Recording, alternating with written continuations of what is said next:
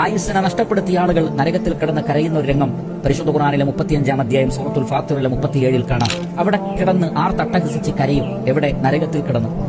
അല്ലാഹുവേ, ഈ നരകത്തിൽ നിന്ന് ഞങ്ങളെ പുറത്തെടുക്കണം. ഞങ്ങൾ നേരത്തെ പ്രവർത്തിച്ചതിന് വിപരീതമായി ഞങ്ങൾ സൽക്കർമ്മങ്ങൾ ചെയ്തോളാം.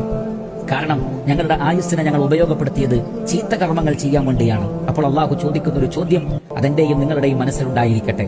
ആലോചിച്ച് മനസ്സിലാക്കുവാൻ ആവശ്യമായ അത്രയും ആയുസ് ഭൂമിയിൽ നിങ്ങൾക്ക് നാം നൽകിയിട്ടില്ലേ? നിങ്ങൾ ഒരുപാട് വർഷം ജീവിച്ചില്ലേ? ഒരുപാട് പുതിയ പുതിയ വർഷങ്ങൾ നിങ്ങളുടെ ജീവിതത്തിലേക്ക് കടന്നു വന്നില്ലേ? നിങ്ങൾക്ക് നാം ആയുസ് നൽകിയില്ലേ? ആലോചിക്കാൻ മാത്രമല്ല താക്കീതുകാർ നിങ്ങൾക്ക് വന്നു, പ്രവാചകന്മാർ വന്നു, വേദഗ്രന്ഥങ്ങൾ വന്നു. നിങ്ങളുടെ ആയുസ് കുറഞ്ഞുകൊണ്ടിരിക്കുന്നു എന്ന് തെളിയിക്കുന്ന അടയാളങ്ങൾ, പുതിയ പുതിയ വർഷങ്ങൾ കടന്നു വരുന്നത്, നിങ്ങളുടെ മുടികൾ നരയ്ക്കുന്നത്, നിങ്ങൾക്ക് വാർദ്ധക്യമുണ്ടാകുന്നത്, ഇതൊക്കെ താക്കീതാണ്.